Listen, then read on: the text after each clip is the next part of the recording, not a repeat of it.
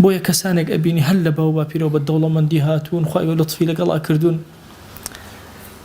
ڕەحمەتی خوا لە ابن حەزم بێ طبعا ابن حەزم خۆی سەرۆک وەزیرانە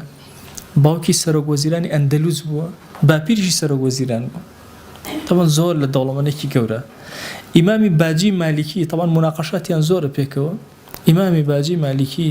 خۆی فەقیر زانایەکی فەقیر باوکی زانایەکی فەقیر باپیری زانایەکی فەقیر ئەفەرمێ کاتێک کە مناقەشەیان کرد پێکەوە دانیشتن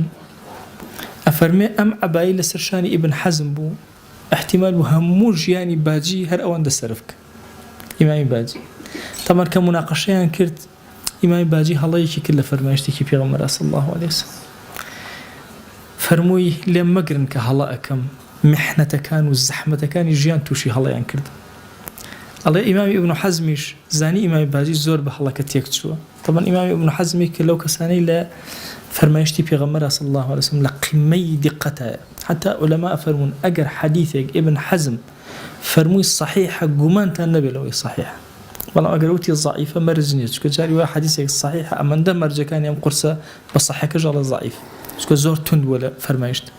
أفرمي لحديثك أيج خلي كرد فرمي لي مجرن أجر جوانيا كان جيان ومتعي جيان وهاي اللي كرد مشتم لبير بريته وهلك شو چه ئەم سەری ژیان شتت لەبیر ئەباتەوە چه ئەو سەری ژیان شتت لەبیر ئەباتەوە چه جوانەکانی ژیان شتت لەبیرەوە چه ناخۆشیەکانی ژیان شتت لەبیر ئەباتەوە بۆیە